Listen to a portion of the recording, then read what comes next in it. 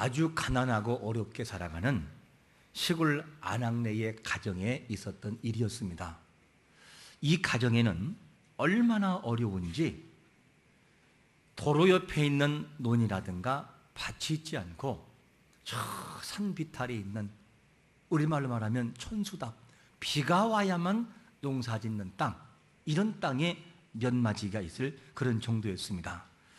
이렇게 어렵게 살아가던 중에 이제 동네에 다리를 놓기 위해서 공사하는 분들이 들어왔습니다.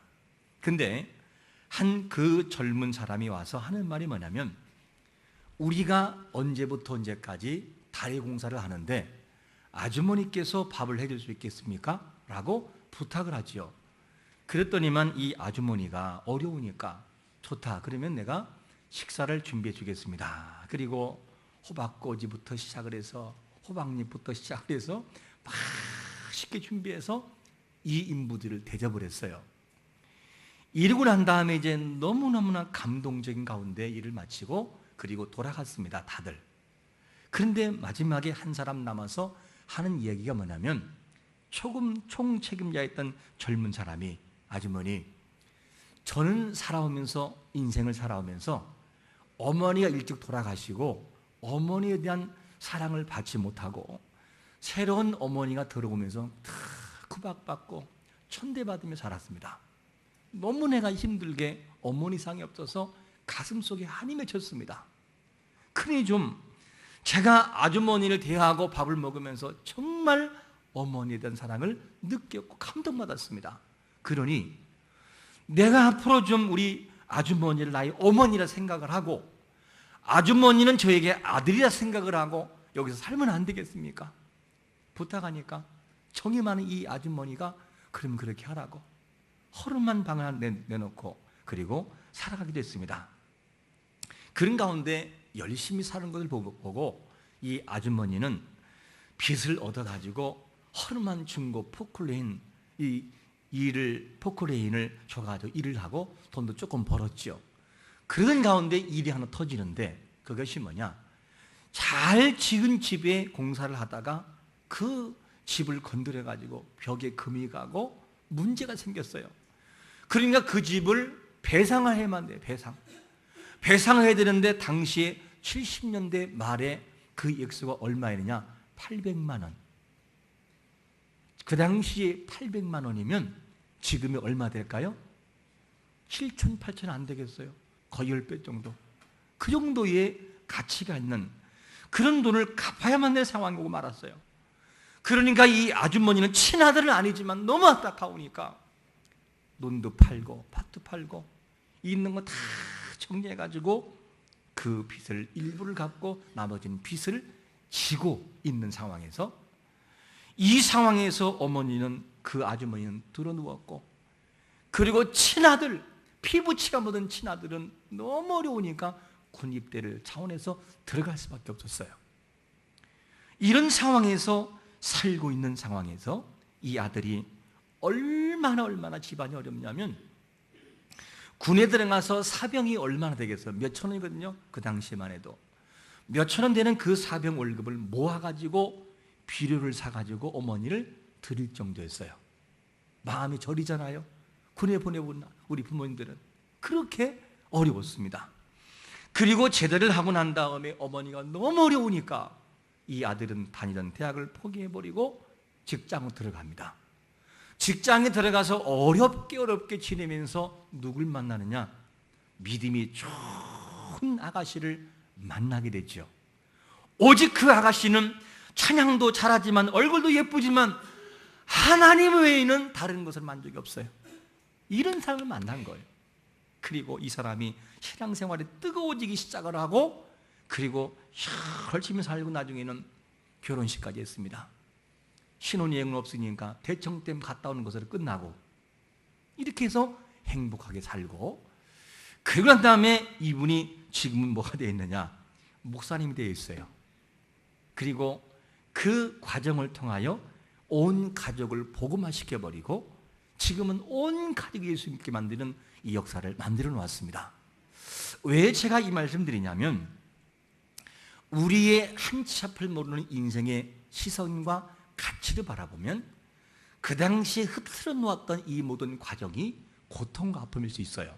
그런데 하나님의 관점은 흩어진 것에 두지 않았어요. 어디에 두느냐? 흩어져서 그가 가서 만날 사람이라고 하는 그 비중에 두어서 그 입술을 통하여 목회자가 되고 온 가정을 구원시키는 이 역사의 비중을 둔 하나님의 마음을 이해하시기를 축원합니다. 이래서 온 가정에 구원받았어요. 이 이야기를 함께 나누면서 참 제가 너무나 감동받았어요. 중요한 것은 뭐냐면 우리는 지금도 어쩌면 우리의 삶을 바라볼 때 실패인 것처럼 보이기도 하고, 그리고 어떤 때는 너무나 고달퍼서 포기하고 싶을 때도 있을 거예요. 하지만 하나님의 시선은 어디에 있느냐? 로마서 8장 28절에 보니까 우리가 알거니와 하나님을 사랑하는 자 곧 그 뜻대로 부르심을 입은 자들에게는 모든 것이 뭐하여? 합력하여 선을 이루느니라. 할렐루야. 합력, together. 이 말은 무슨 말이죠? 함께 붙도록, 그리고 혼합되도록, 흔들림이 없도록 만드는 작업이 뭐냐? 합력하여 선을 이룬다는 뜻이에요. 그러면 여러분, 하나님은 안 되는 것도 때로는 흩어기도 하고 때로는 모든 과정을 통해서 되도록 만드신 분이 그 하나님인 걸 믿으시기를 축원합니다. 우리는 이 마음을 봐야 되죠. 이 인생들이 믿음의 시각이 아니면 이 모든 걸 이해할 수가 없어요. 우리는 이것을 보며 살아가야 됩니다. 그래서 하나님은 지금까지도 그래 왔으나 현재와 앞으로의 모든 삶 속에도 매 순간마다 우리의 일을 간섭하셔요. 그리고 어떤 때는 안 되는 것처럼 보이는데 되게도 하시고, 어떤 때는 너무나 힘이 없지만 힘든 과정을 통해 하나님을 찬양하도록 만들어 놓으시죠. 그게 우리가 믿는 하나님이라는 사실입니다. 오늘 본문에도 너무 극한 고난 속에 있는 사람이 나와요. 너무너무 힘들어요. 이 사람은 누구냐면 원한다라고 하는 뜻을 지니고 있는 욥이에요. 욥. 이 욥이라는 사람은 왜 어려움을 당했을까? 어려움을 당하는 이유가 뭐였을까? 그의 잘못이었을까? 성경은 그렇게 말하지 않고 있어요. 그의 잘못이 아니라 하나님의 의를 이루기 위한 삶의 모습 때문에 그 고난이 있었던 것을 볼 수 있는데, 그 내용이 어디에서 증명되고 있냐면 욥기서 1장 8절에 보니까 이렇게 말씀합니다. 여호와께서 사단에게 이르시되 내가 내 종 욥을 주의하여 보았느냐? 그와 같이 온전하고 정직하여 하나님을 경외하며 악에서 떠난 자가 세상에 있다 없다? 없느니라. 이 말씀을 사단에게 말하지요.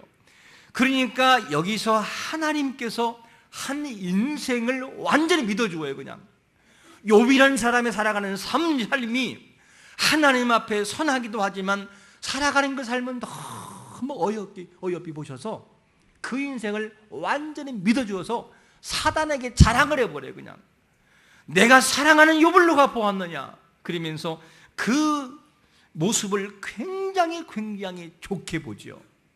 그러니까 그렇지 않아도 질투심이 강하고 안 되는 것을 좋아하는 이 사단이 이거를 참을 수 있겠어요?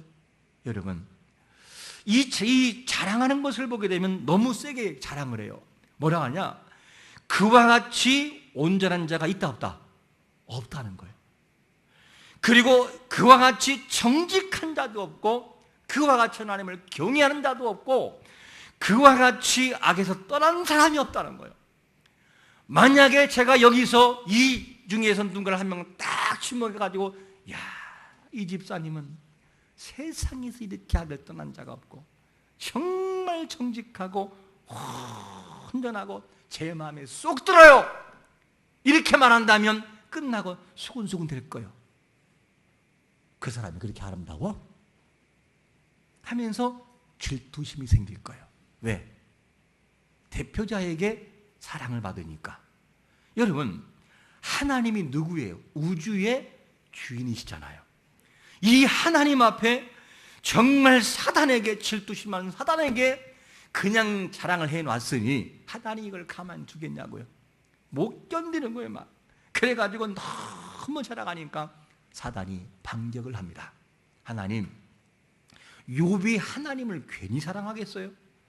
하나님이 산울로 즉 울타리로 다 보호하시고 지켜주니까 그가 하나님을 사랑하는 게 아니겠어요? 제가 장담하는데 만약에 하나님이 저 사람을 치면 반드시 틀림없이 하나님을 원망하고 욕할 겁니다. 장담합니다. 그러면서 하나님 앞에 말을 하지요. 그때 하나님이 완전히 욥을 믿어가지고 아니, 욥은 그렇지 않아. 그래, 좋다. 네가 한번 쳐봐라. 이거 완전히 맡겨서 하나님의 그 아프고 힘들지만 그거를 완전히 사단에게 맡겨서라도 내가 사랑하는 욥은 그런 사람이 아니라는 것을 증명하고 싶었던 거예요. 욥은 하나님이 믿어주시는 그 의, 이것을 드러내기 위해서 싸워야 되고 이겨야만 되는 위치에 있다는 사실이죠. 이게 욥의 모습이었습니다. 그 다음부터 하나님이 그 생명만 건들지 말고 치라고 딱 허용하는 순간 와, 인간이 감당하기 버거운 시련이 시작되는데 모든 그 동물부터 시작해서 모든 것을 다 잃어버려요. 그리고 난 다음에 그 자녀들도 다 죽게 되고 그리고 그 사랑하는 아내도 자기를 떠나버려요. 그리고 종들도 떠나버려요. 이제는 홀로 그 욥이 홀로 싸움을 싸워서 나가야 맞는 상황이었어요. 이때 친구들은 위로한다고 하놓고 속을 긁어야 안 긁어요? 속을 긁기 시작을 합니다. 하나님은 의로우신 분이다. 하나님이 어떤 분이시냐? 죄가 없는데 어찌하여 인생들을 그렇게 힘들게 하느냐? 하나님은 그런 분이 아니라 그러면서 너의 잘못이야 라고 콕 찍어버려요. 이러니 욥은 만신창이 된 모습을 가지고 너무 힘들어요. 그리고 욥은 그 싸움에서 끝까지 승리해야만 되는 부담감을 가지고 있습니다. 그러니까 이 욥이 너무 답답하고 너무너무 힘들으니까 그 욥이 뭐라고 합니까? 자기 자신의 모든 아픔과 이 내면 속에 있는 부분을 하나님 앞에 하소연해 버려요. 이것이 뭐냐? 오늘 본문이에요. 이렇게 되는데 그러면 욥이 얼마나 힘든 싸움을 했을지 본문을 통해 우리가 봐야 됩니다. 욥이 고난을 당할 때에 근심에 빠졌다라고 말을 하면서 자신이 어찌하면 하나님을 발견하고 그리고 그의 처소에 나갈 수 있겠는가? 내가 하나님 앞에 나갈 수만 있다면 나의 이 아픈 사정을 알을 수 있을 텐데 그곳에는 하나님의 의의가 있으므로 정직한 자가 인정받는데 내 마음을 알아줄 거라고. 그러면서 내 마음, 이 욥의 마음을 다 틀어놓아요. 그러면 욥이 하나님을 만나고는 싶었어요. 자기는 죄가 없다고 말하고 싶었어요. 그런데 말을 할 수가 없잖아요. 왜? 대답하지 않으니까. 이런 상황에 있을 때, 만날 수 없는 처지에 있을 때 욥이 뭐라고 하나님 앞에 고백하느냐? 이런 깊은 내면의 아픔들을 털어놓아요. 자, 욥기 23장 8절과 9절 한번 현대인의 성경으로 읽어봅니다. 시작. 그런데 내가 동쪽으로 가도 그가 계시지 않고 서쪽으로 가도 보이지 않으며 그가 북쪽에서도 일하시나 내가 만날 수 없고 그가 남쪽으로 돌이키셔도 내가 배울 수 없구나. 여러분, 이게 욥의 입장이 생각한다면 이렇게 해봐도 안 되고 저렇게 해봐도 안 되고 여기 있을까 저기 있을까 다 해보고 해봐도 하나님이 답을 주지 않으니까 답답한 거예요. 여러분, 사람이 전화 한 통화를 할 때 누군가에게 빨리 알리하면 안 돼요. 야, 지금 집에 가스불 켜놓고 왔으니까 빨리 가서 좀 꺼라. 근데 전화를 안 받네. 그때 뭐라고 하죠? 왜 뭐 하느라고 전화를 이렇게 안 받는지. 또 전화를 하면 나오잖아요. 안내가 나오잖아. 지금은 전화 받을 수 없으니 메시지를 남겨주시기 바랍니다. 삐 그러잖아요. 그러면 속이 타잖아요. 전화 한 통화를 안 받아도 답답한데 인생의 문제를 건 모든 문제를 가지고 너무 답답한 욥의 심정 돌아가면 견딜 수 없는 정도예요. 이게 욥의 심정이었습니다. 하나님은 분명히 계셔요. 그 하나님은 분명히 자기의 억울한 사정을 알고 계신 것도 아는데 그런데 답이 없어요. 대답을 줄 줄 알아요. 그러니 얼마나 억울하고 얼마나 눈물이 나오고 얼마나 속이 상하고 얼마나 분하겠어요. 이런 상황에 있는 욥의 처지에서 있을 때 욥은 정말 하나님 앞에 다가지만 만날 수 없는 욥의 심정, 이것은 고통이었습니다. 우리 생각 같으면 차라리 그 상황 정도 됐으면 그 정도 참았으면 욥을 확 끌어다가 하나님 앞에 갖다 드리고, 하나님 좀 보여주세요, 앞으로 주실 복을. 그리고 하나님 앞에서 욥이 쫙 돌아본 천국을 보면서 하나님이 앞으로 주실 복이 뭔지를 보여준다면, 그리고 내려보내면 그거 아무것도 아니잖아요. 왜? 알고 있으니까. 이거 아무것도 아니야. 돈 문제 아무것도 아니야, 이거. 이러면서 문제를 풀 수 있을 텐데, 하나님은 그렇게 하셔요, 안 하셔요? 안 하신다는 것이 문제예요. 하나님은 그런 방법을 쓰지를 않아요. 뭐를 통해? 믿음의 본질을 통하여 현재 지금의 환경을 이기기를 원하시는 것이 하나님의 방법인 걸 믿으시기를 축원합니다. 그러니까 믿음이 필요한 거예요. 때로는 기도가 필요하고 눈물이 필요하고 고난이 필요하죠. 이것을 이긴 다음에 그것을 보기를 원하지, 보여주고 이기를 원하신 것은 아닙니다. 특별한 상황 외에는 그렇게 하지를 않으셔요. 그러니까 욥이 너무나 힘든 거예요. 우리가 뭔가를 막 기다리다가 누군가가 뭐를 가지러 들어갔는데 안 나와요, 집에서. 그러면 왜 이렇게 안 나와고 딱 가려고 그러면 나와요, 안 나와요? 나와요. 무슨 말이냐? 사람이 고난이 있고 힘들고 어려운 상황이 있을 때 참지 못해 고통스러워하다가 그 다음에 포기하려고 하는 순간이 어떤 때냐? 우리에게 피할 길을 주시는 때가 되는 거예요. 그 증거가 어디 나오냐면 고린도전서 10장 13절을 보니까 이렇게 말씀합니다. 사람이 감당할 시험 밖에는 너희가 당할 것이 없나니 오직 하나님은 미쁘사 너희가 감당하지 못할 시험 당함을 허락하지 아니하시고 시험 당할 언제? 쯤에 또한 무엇을요?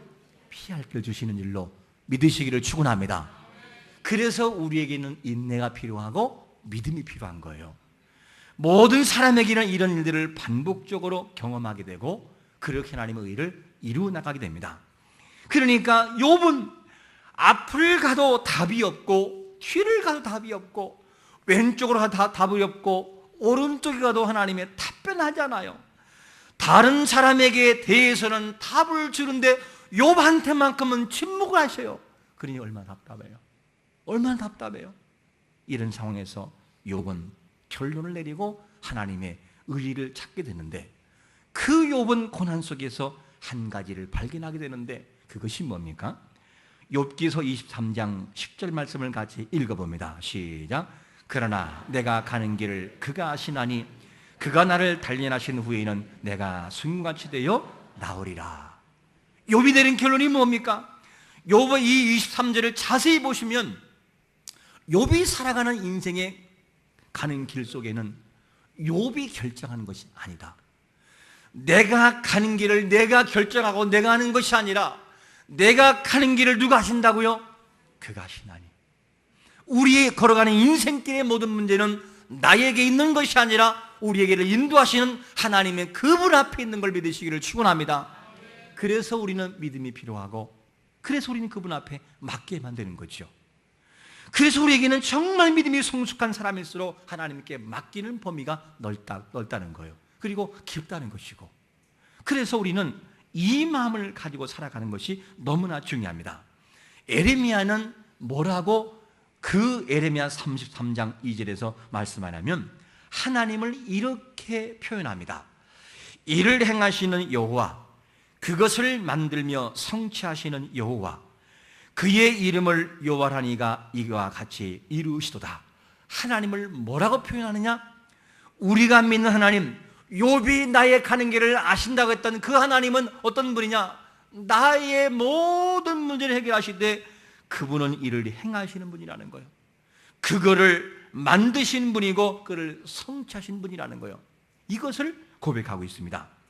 그러니까 욥은 뭘 고백했었죠? 내 길을 내가 아는 것처럼 보였으나, 잘 나가는 순간에 내가 다는 것처럼 보였으나 나는 이제는 완전한 내려놓음과 함께 내 인생길은 그가 아신다고 한 것을 처절하게 그리고 철저하게 그는 고백합니다. 여러분, 우리의 인생이 행복하려면 내가 내 인생길을 좌지우지하지 말고 내 가는 길을 아시는 그분 앞에 나의 인생길을 완전히 맡기시기를 축원합니다. 그분을 의지하세요. 매 순간마다 이렇게 의지할 때 나를 아시는 하나님, 창세 이 에베소 1장 4절 말씀을 걸어볼 때 하나님은 창세 전부터 인생을 아신다는 거예요. 우리가 있기 전부터 그 하나님 앞에 나를 맡기면 얼마나 좋겠어요. 우리가 우리 자녀를 알면 얼마나 하겠습니까? 80년 그리고 100년이잖아요. 우리는 그 정도밖에 모르지만 하나님은 우리를 아시되 만세 전부터 이 땅이 존재하기 전부터, 우리가 존재하기 전부터 우리의 모든 기질부터 시작하여 성격과 모남과 잘남을 다 아신다는 거예요. 그 하나님이 내 인생길을 이끌어가기 때문에 내가 결정하는 것보다는 하나님이 내 길을 이끌 때 맡기면서 뜻을 따라갈 때 모든 것은 더 완전하게 이루어지는 걸 믿으시기를 축원하십니다. 이것이 뭐냐? 하나님의 역사라는 거죠. 그래서 우리의 인생길은 더더욱 몰라요. 아무리 지켜보아도 도무지 그 길을 알 수 없어요. 뭔가 될 것처럼 만들어 놓으면 이상하게 틀어져 버리고, 이제는 안 된다라고 포기하고 싶은데 하나님이 세워주시고, 그거는 하나님의 영역 속에 있기 때문에 우리가 결정하는 것은 아니라는 것이죠. 욥은 결론 내립니다.